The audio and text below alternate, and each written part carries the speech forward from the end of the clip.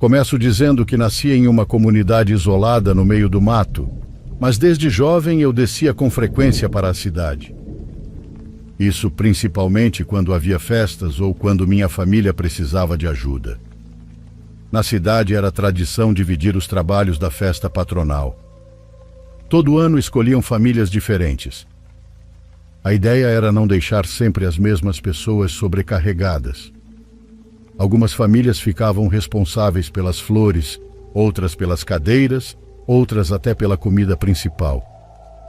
Naquele ano, uma tia minha ficou encarregada da costela de chão. Minha mãe também foi ajudar porque eram irmãs e quase sempre se apoiavam nessas ocasiões. A casa da minha tia ficava perto de umas hortas. O terreno era grande e ali havia duas casas, a dela e a de um dos filhos. Durante o dia, aquele lugar era muito bonito, fresco, cheio de sombra, com árvores por todos os lados. Também havia bastante espaço para caminhar e brincar. Eu tinha lembranças muito boas dali.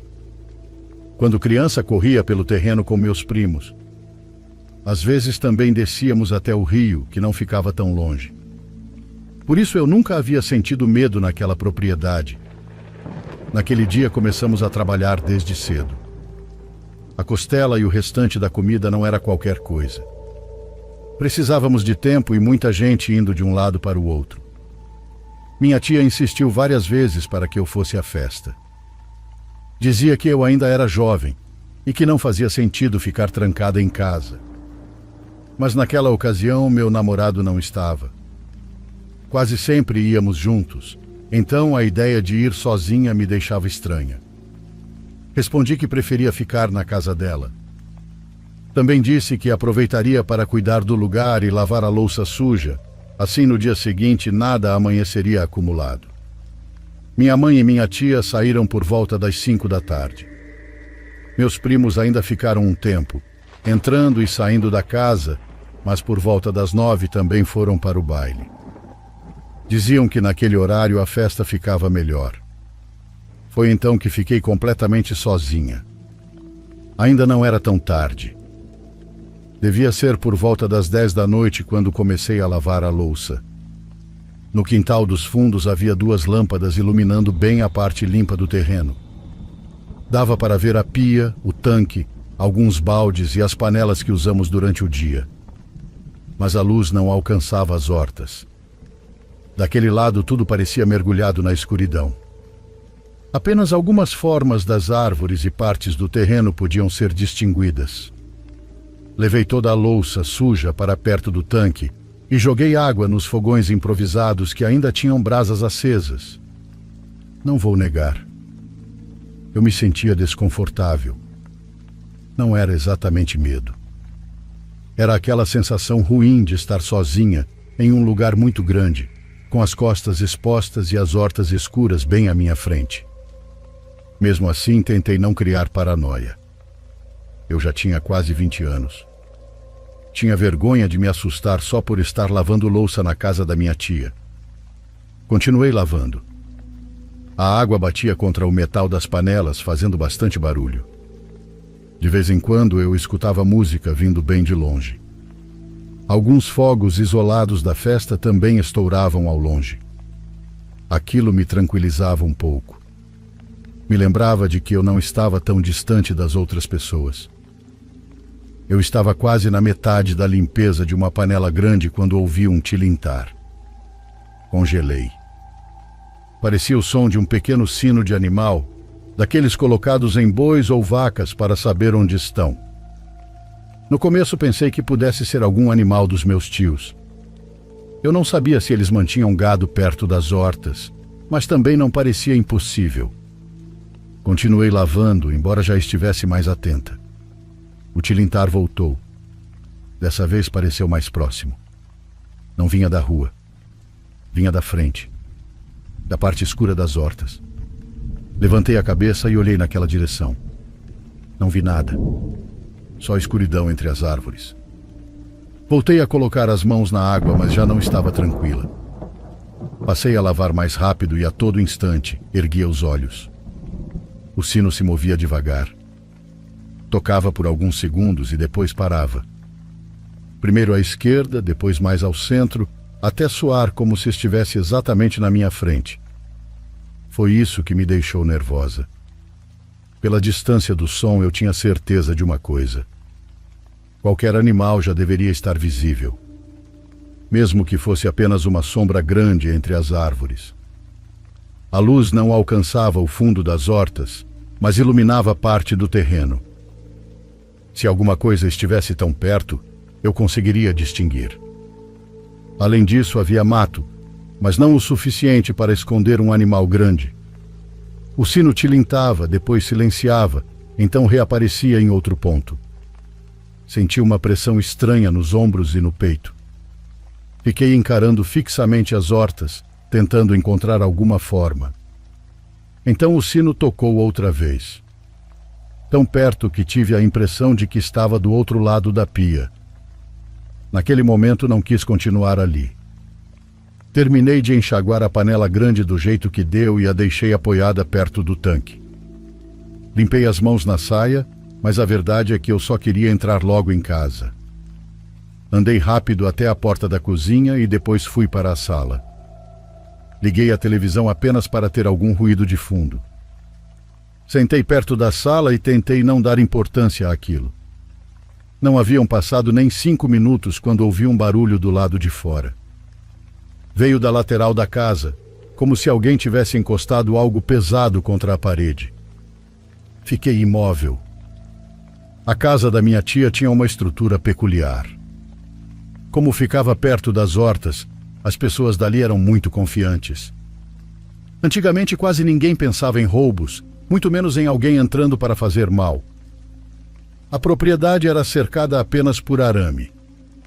Não era necessário entrar pelo portão principal para ir de um lado ao outro do quintal.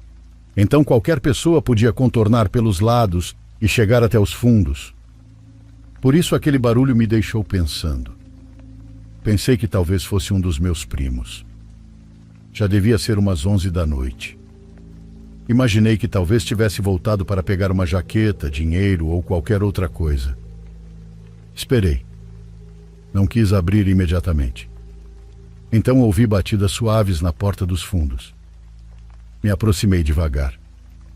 Foi então que ouvi alguém chamar minha tia pelo nome. Fernanda. A voz parecia a de uma senhora idosa. Inclinei-me um pouco para olhar por baixo da porta e consegui distinguir uma sombra do outro lado. Perguntei quem era. A voz respondeu que estava procurando minha tia. Nada além disso. Fui até a janela e afastei a cortina só um pouco. Do lado de fora havia uma mulher usando um lenço sobre a cabeça. Parecia uma senhora comum da cidade. Naquele momento não notei nada estranho nela. Muitas mulheres subiam e desciam da serra.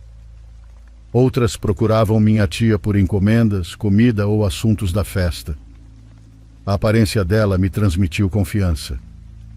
Além disso, pensei que talvez tivesse vindo por algo relacionado à comida. Durante o dia, muita gente havia entrado e saído da casa. Me aproximei da porta. Não vou mentir. Eu ainda estava assustada por causa do sino. Mas ao vê-la como uma senhora aparentemente normal, convenci-me de que estava exagerando. Tirei a trava e abri. A mulher ficou parada diante de mim. Usava o lenço escuro cobrindo a cabeça, uma saia longa e uma blusa clara. Mantinha as mãos juntas na altura do estômago. Ela apenas me encarou. Seu rosto parecia cansado. Era uma senhora já de idade, de pele gasta e olhos fundos. Mas o que mais me incomodou foi a maneira como permanecia completamente parada. Expliquei que minha tia não estava e já tinha ido para a festa. A mulher comentou que veio buscar algumas caçarolas que havia emprestado. Eu lembrava delas. Eram 2 peças grandes que usamos desde cedo. Ela aparentava ter uns 70 anos, falava calmamente e mantinha o lenço bem ajeitado. Eu nunca a tinha visto antes, mas em uma cidade não conhecemos todo mundo. Também não imaginei que uma senhora mentiria apenas para entrar na casa. Se fosse um homem, talvez a história tivesse sido diferente. Talvez eu não tivesse aberto a porta tão facilmente. Expliquei que as caçarolas ainda estavam sujas e que eu estava justamente lavando tudo. Pedi que esperasse uns 10 minutos e disse que poderia levá-las já limpas, caso não estivesse com pressa. A senhora sorriu de um jeito estranho.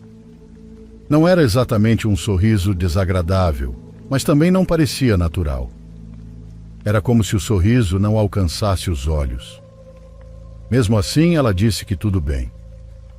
Voltei até o tanque e ela permaneceu ao meu lado, talvez a uns 2 metros de distância. Peguei uma das caçarolas e comecei a arear. Ainda havia gordura grudada e restos de comida nas bordas. Então a mulher começou a me fazer perguntas. Perguntou de onde eu vinha e o que eu estava fazendo ali. Respondi que era sobrinha de Fernanda e expliquei que havíamos descido para ajudar com a comida. Também falamos um pouco sobre a festa. Comentei que minha mãe e minha tia tinham saído desde a tarde e que meus primos estavam no baile. A senhora me ouvia com uma atenção fora de sério. Quase não me interrompia. Apenas me observava. No começo achei normal, mas depois comecei a me sentir desconfortável. Eu estava lavando as caçarolas e não conseguia olhar para ela o tempo inteiro. Porém, toda vez que baixava os olhos para esfregar a panela, sentia o olhar dela sobre mim. E sempre que eu erguia a cabeça, percebia algo estranho. Os olhos dela pareciam mais abertos do que antes. Não sei explicar direito. Era como se, enquanto eu não estivesse olhando, ela abrisse os olhos cada vez mais para me observar. A luz da lâmpada também não ajudava muito. Iluminava o tanque e parte do quintal, mas deixava sombras duras no rosto dela. Às vezes eu nem conseguia distinguir direito os olhos daquela mulher. Em certos momentos a lâmpada piscava e o olhar dela parecia fixo em mim outra vez. Ela me perguntou por que eu não tinha ido à festa. Respondi que estava cansada e também que minha tia tinha me pedido para cuidar da casa. Não era totalmente verdade, mas naquele momento senti que era melhor dizer aquilo. Terminei de lavar as panelas e virei de costas para secá-las com um pano. A senhora continuava falando. Disse que morava naquele lugar havia muitos anos, mas de repente parou no meio da frase. Foi estranho.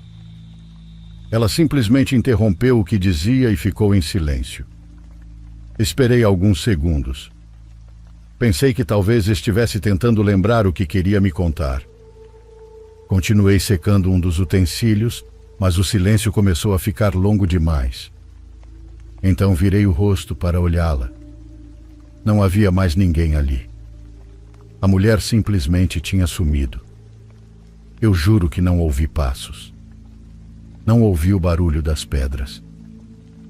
Foi como se a voz dela tivesse sido desligada de repente. Quando olhei para o lugar onde estava parada, vi apenas o quintal vazio. Ela não poderia ter saído dali tão rápido. Eu juro. Com as mãos já tremendo, me virei para voltar para dentro da casa. Queria trancar a porta e esperar até alguém retornar. Mas não consegui dar nem 2 passos.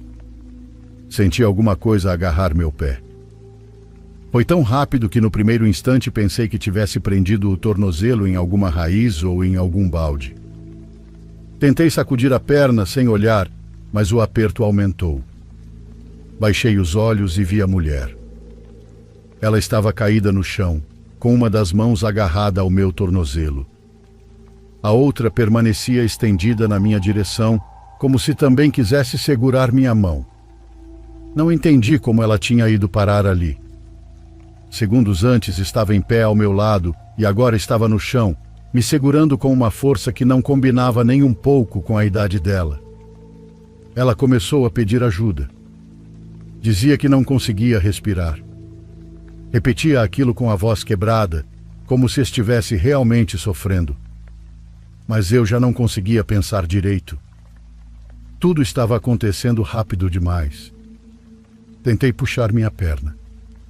Pedi que ela me soltasse, Disse para me deixar entrar na casa. Ela continuava chorando. Só que havia algo errado. Era uma sensação no ar. Me abaixei para tirar as mãos dela do meu tornozelo.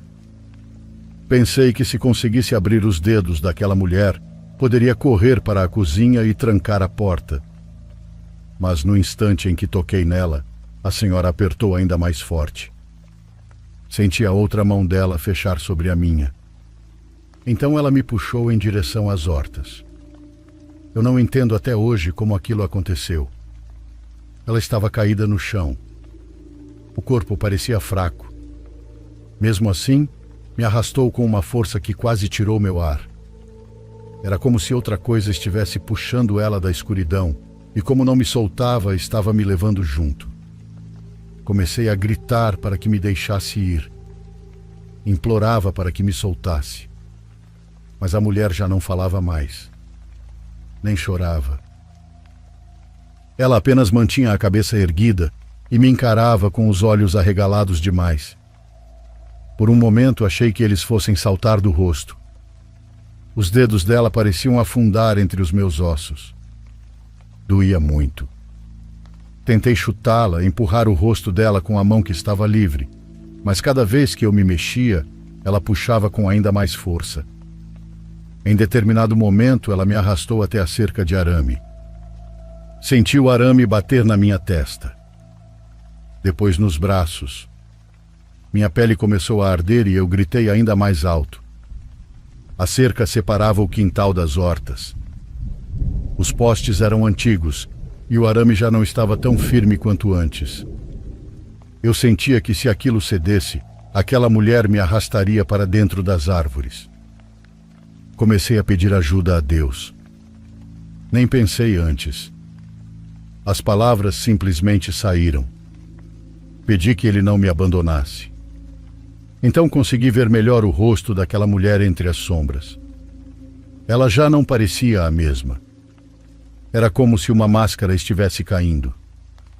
Como se o rosto gentil que tinha me mostrado antes não conseguisse mais se sustentar. A pele parecia estranha. Esticada em alguns pontos, frouxa em outros. Os olhos continuavam abertos e fixos em mim. Então ela abriu a boca de um jeito horrível. Consegui ver os dentes.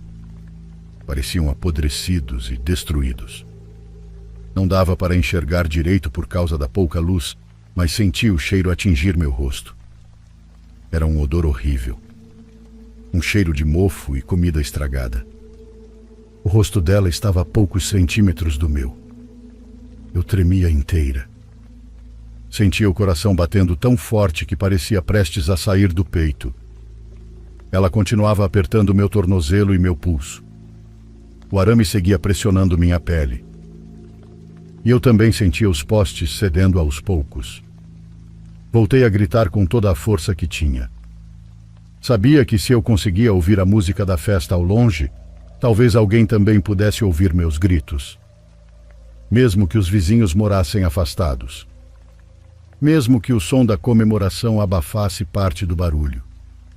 Olhava para todos os lados, gritava por ajuda, chorava e tentava me soltar. Então vi alguma coisa entre as hortas. Foi por apenas alguns segundos. Uma silhueta se moveu rapidamente entre as árvores. Parecia ter uma cabeça grande e algo semelhante a chifres, como os de um touro. O corpo lembrava o de um homem enorme, parado logo dentro da escuridão. Eu não consigo explicar o desespero que senti naquele momento. Acho que existem coisas que uma pessoa só entende quando vive. Aquele terror foi uma angústia tão forte que quase me deixou sem forças, mas ao mesmo tempo me obrigou a continuar lutando. De repente ouvi o som de uma caminhonete entrando pelo terreno da frente. Logo depois alguém gritou meu nome. Naquele instante senti o aperto afrouxar. Caí para trás e bati com força nas costas contra o chão. Fiquei sem ar durante alguns segundos. Então ouvi passos correndo na minha direção. Era meu tio. Ele chegou desesperado, me levantou como conseguiu e perguntou o que tinha acontecido. Eu mal conseguia falar. Meu corpo inteiro doía.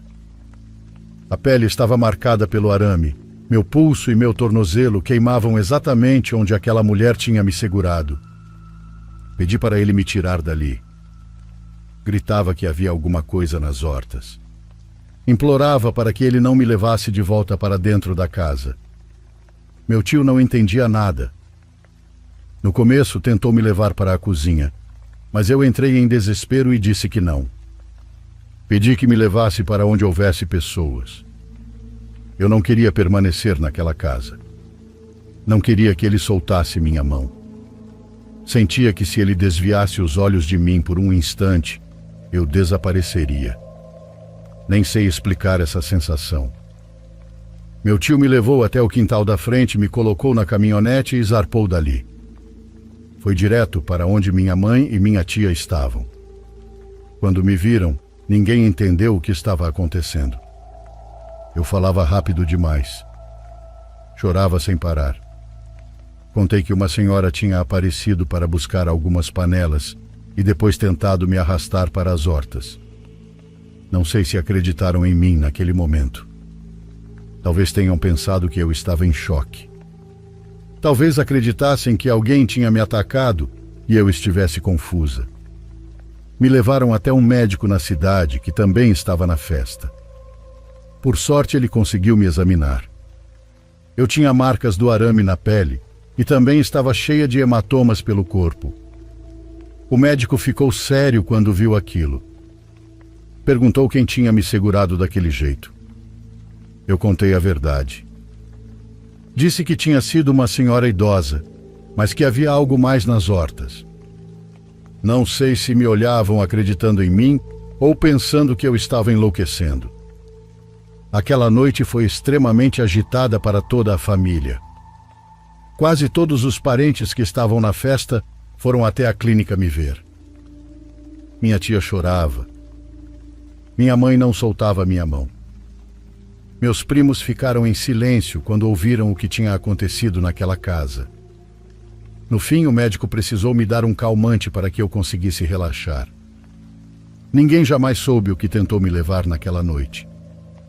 Minha tia nunca mais voltou a se sentir tranquila naquela casa durante muito tempo. Poucos dias depois, chamou um padre para benzer o lugar. O sacerdote foi até lá numa tarde, jogou água benta perto do tanque e também na porta onde aquela mulher tinha falado comigo. Minha tia também procurou uma curandeira. A senhora caminhou pelas hortas carregando alguns galhos, um frasco de água benta e outras coisas que eu não entendi direito. Depois disse que havia uma presença muito forte ali. Falou que existia uma essência pesada naquele lugar. Algo ruim. Comentou que aquela energia não vinha exatamente da horta, mas da direção do rio. Isso me deixou aterrorizada. Quando criança eu tinha descido muitas vezes até aquele rio com meus primos. Era um lugar de que eu guardava boas lembranças. Até hoje ninguém sabe o que me atacou.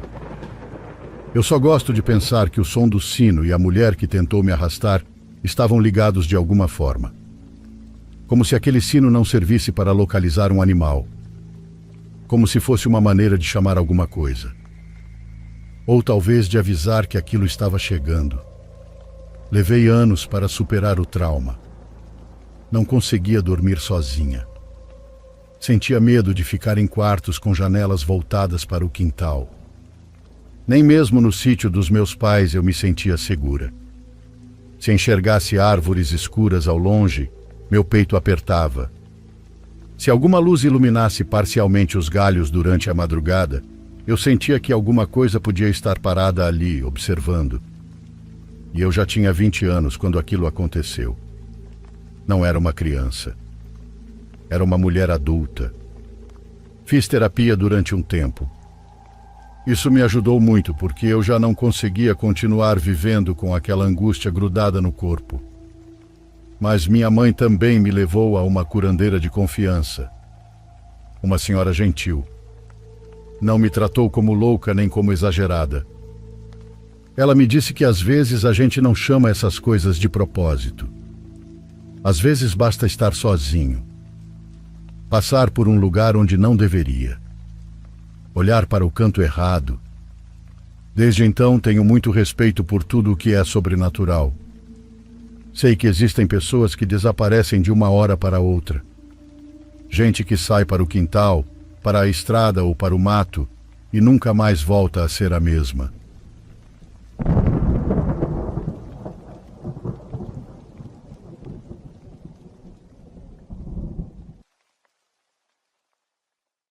Por favor, curta e se inscreva se você estiver gostando. Agora continuamos.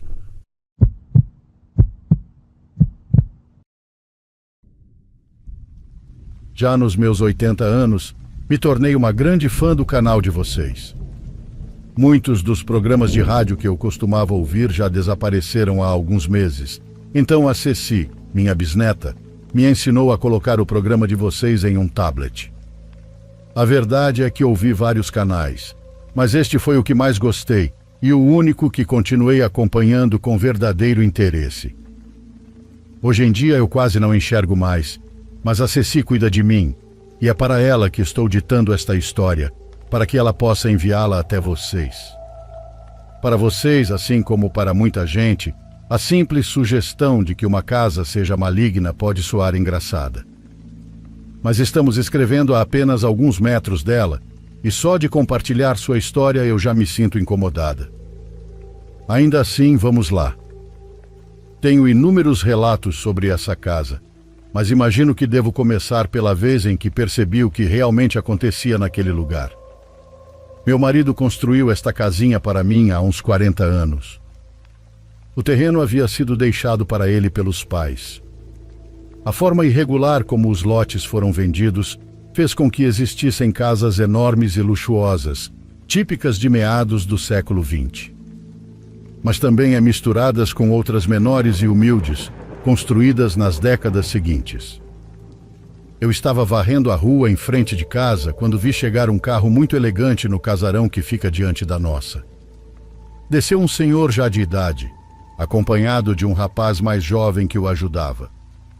Eles entraram no jardim, examinaram a casa por fora e cerca de meia hora depois, quando estavam saindo, perceberam que eu os observava com atenção. Pedi desculpas e disse que nunca tinha visto ninguém naquela casa, apesar de já morar ali há alguns meses. O velhinho se aproximou de mim com curiosidade. "E o que a senhora acha da casa? Ela lhe dá medo?"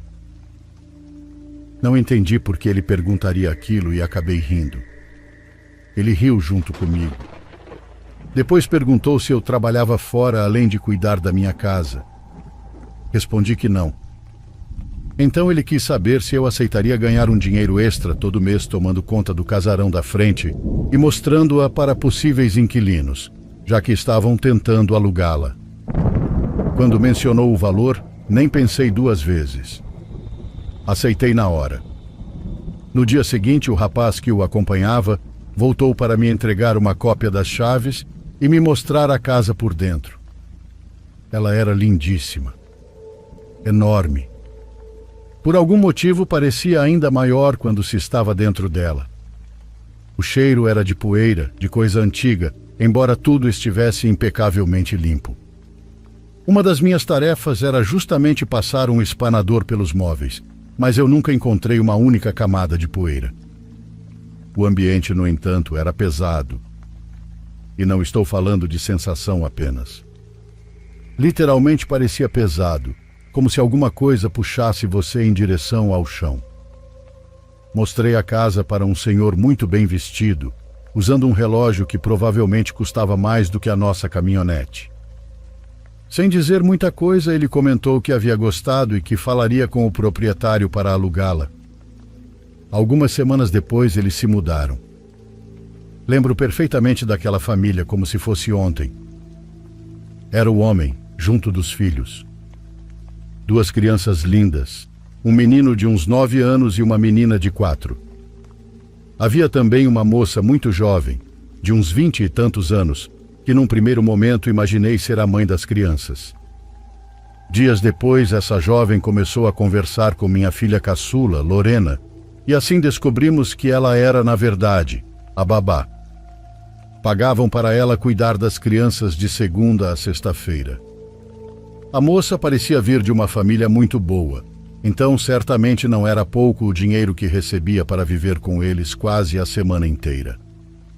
O que me chamava a atenção era vê-la parada na janela durante a noite, olhando para a minha casa. A mãe das crianças havia morrido não fazia muito tempo, e os pequenos se apegaram à babá como se ela fosse uma figura materna. Ela não conseguiu recusá-los. Lorena começou a fazer companhia para ela nas tardes em que voltava da universidade. A presença da minha filha deixava aquela jovem, cujo nome prefiro não mencionar, mais tranquila.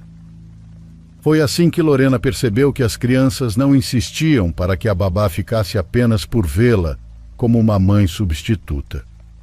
Segundo eles, a jovem havia ensinado os dois a se comunicarem com a mãe falecida. Durante vários dias, Lorena acreditou que aquilo fosse apenas imaginação das crianças ou uma fantasia criada pela babá para confortá-las. Mas começou a se preocupar com a convicção com que os três falavam sobre o assunto. Até que certo dia, percebendo a incredulidade da minha filha, a babá pediu que Lorena ficasse até mais tarde. Era uma sexta-feira. Minha filha aceitou, não tanto por curiosidade, mas porque gostava da companhia dela e não tinha outros planos para aquela noite. Eram outros tempos, então não existia isso de celular para passar a hora. Naquela tarde não se falou sobre fantasmas, histórias sobrenaturais, nem nada assustador. Tudo aconteceu normalmente. Às 9 da noite, as crianças já estavam dormindo havia um bom tempo. A babá saiu do quarto onde estavam para pegar um café na cozinha, mas voltou às pressas e pediu para Lorena se apressar. Disse que ela precisava ver uma coisa. Ela não entendeu o que estava acontecendo, mas correu atrás dela. A jovem a puxava pela mão, tomando cuidado ao mesmo tempo para não fazer barulho. Chegaram ao corrimão da escada e a babá pediu que Lorena se abaixasse e olhasse através das grades de madeira que davam vista para o andar de baixo. Estava escuro. As luzes do primeiro andar estavam apagadas, mas mesmo assim ela conseguiu ver claramente.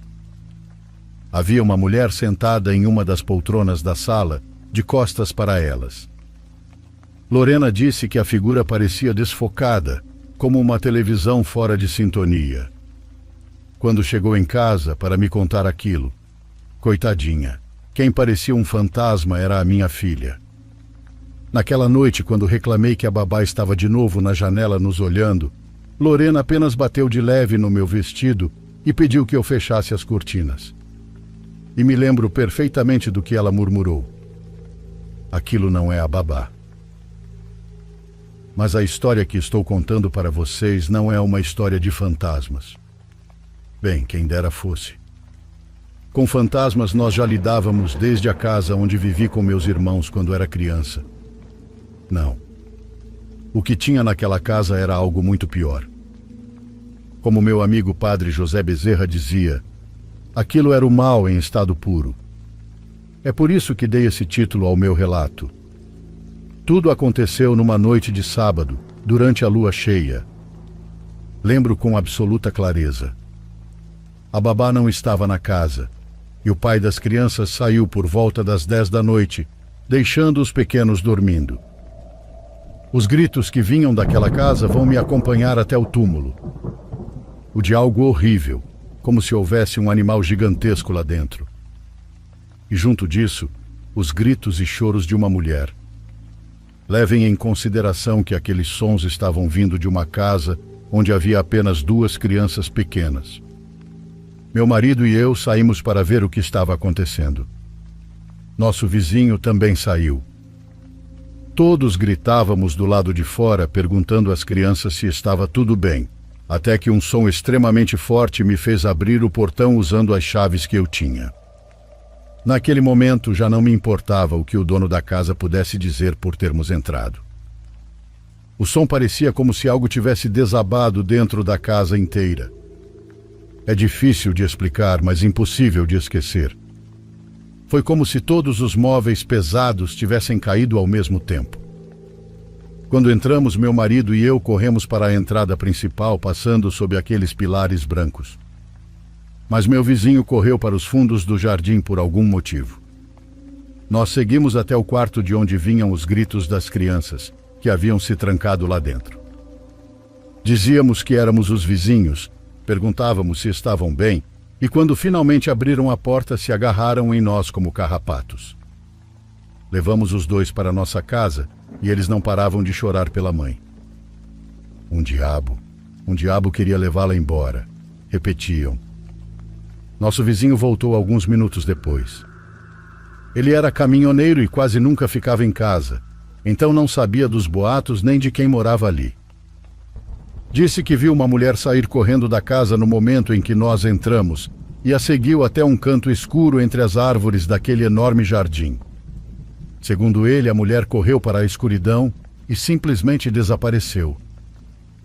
Quando o pai das crianças voltou, cerca de 1 hora depois, houve um grande escândalo. Ele brigou conosco assim que saímos para lhe contar o que tinha acontecido. A polícia chegou pouco depois. Mas quando as crianças continuaram dizendo que nós as havíamos ajudado e os policiais começaram a perguntar por que ele tinha deixado os filhos sozinhos, o homem mudou completamente o tom conosco. A família não permaneceu muito tempo naquela casa. A babá contou a Lorena que havia algo extremamente maligno ali. Disse que, de maneira tola, havia tentado se comunicar novamente com a mãe das crianças, mas o que respondeu não foi ela. Foi outra coisa. Ela tinha medo até de dizer o quê. Depois disso, segundo ela, nunca mais conseguiram encontrar ou entrar em contato com a mãe das crianças. Quem sabe tenham tentado em outra casa depois que se mudaram. Porém, depois daquele dia doido, eu duvido muito. Desde aquela noite, quase sempre se podia ver na janela do segundo andar que aquela coisa que ficava de frente para a minha cozinha era uma figura com chifres. Sim, uma figura com chifres de verdade. Ela aparecia entre as frestas da cortina como se nos odiasse por termos entrado naquela casa naquela noite. Desde então, aquela casa passou por reformas modernas e tem um muro muito alto que quase não dá para ver nada. Porém, aquele lugar não me desce. Sei que ainda tem algo naquela casa. Eu sei que talvez não seja uma história tão forte quanto outras que vocês contam aqui, mas espero que as palavras de uma velhinha como eu não tenham entediado vocês. Continuem fazendo o que fazem. Eu adoro ouvir vocês junto da minha Ceci e espero poder continuar contando sobre as outras famílias que viveram ali, na casa que aterrorizava até os fantasmas.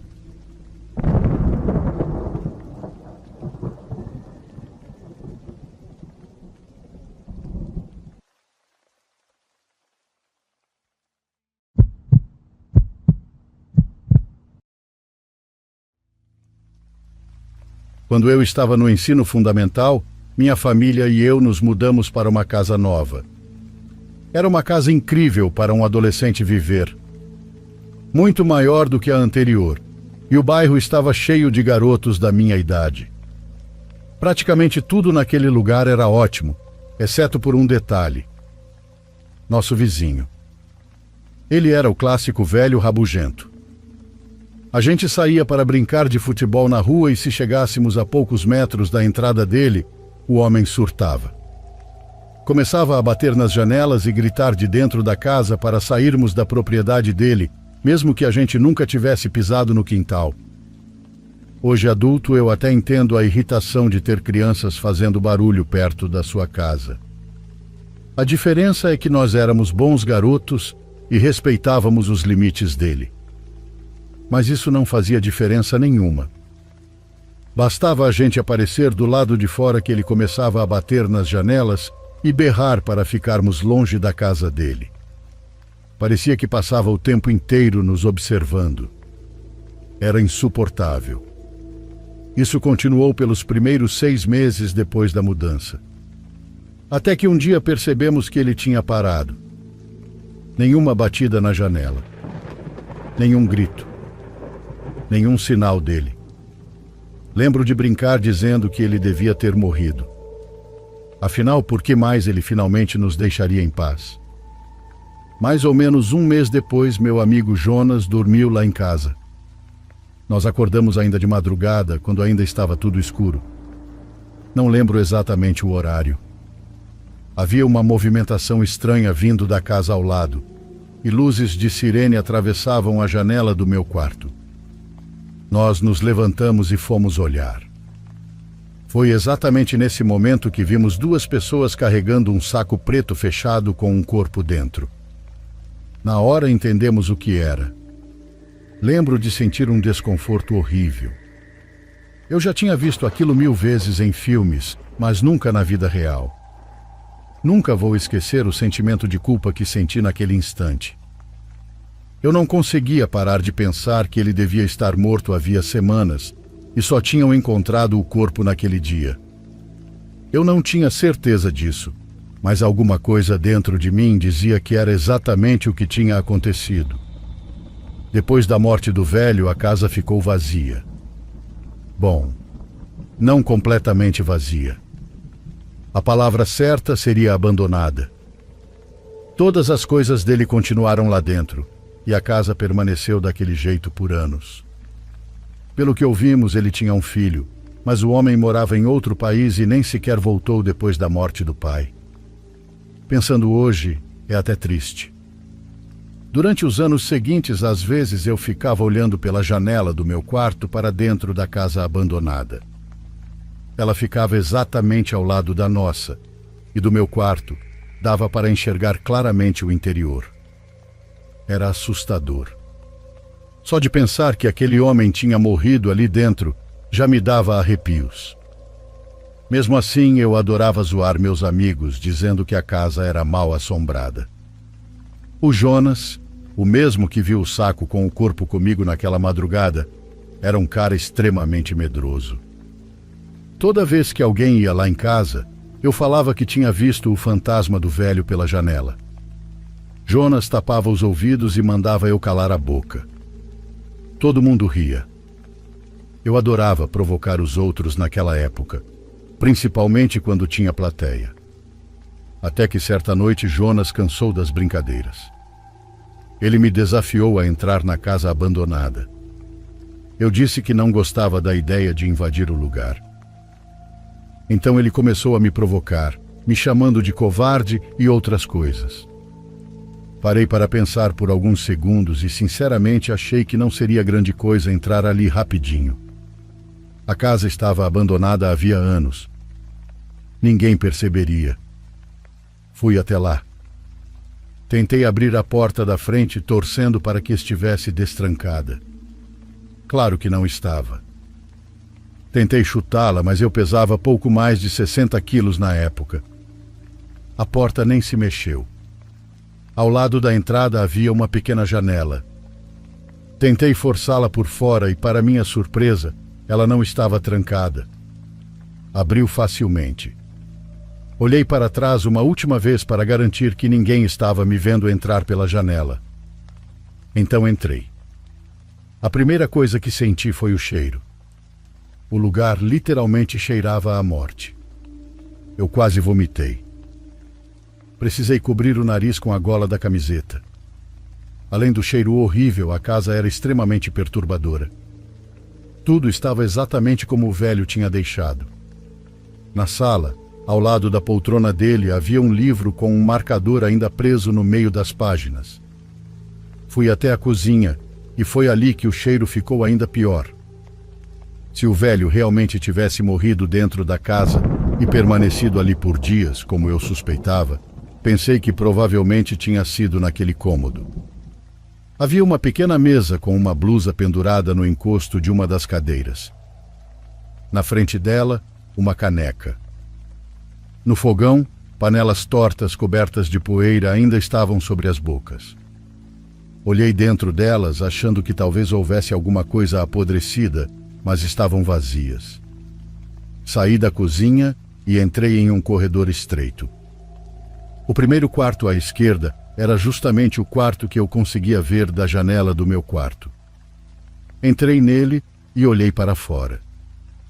Todos os meus amigos estavam na janela da minha casa olhando para mim. Jonas parecia de boca aberta por eu ainda estar lá dentro. Enquanto eu acenava de volta, ouvi uma batida muito forte vindo do outro lado da casa. Não foi algo sutil. Parecia literalmente alguém se chocando contra a parede. Fiquei completamente imóvel. Tentei prestar atenção para ouvir mais alguma coisa, mas o silêncio voltou. Olhei novamente para meus amigos, e eles pareciam confusos, como se não entendessem por que eu tinha parado do nada.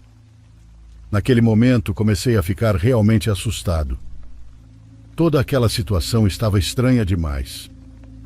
Mesmo havendo mais cômodos para explorar, eu já tinha decidido que era o suficiente. Saí rapidamente do quarto, fui até a porta da frente, destranquei e saí da casa. Quando voltei para casa, contei aos meus amigos sobre o cheiro horrível e sobre o barulho que tinha ouvido. Conversamos sobre aquilo por um tempo, mas logo deixamos o assunto de lado. Naquela noite, depois que todos dormiram, Jonas me acordou. Perguntei o que ele queria, e ele disse que não conseguia dormir porque continuava ouvindo barulhos estranhos vindo da casa ao lado. Na hora, dispensei aquilo.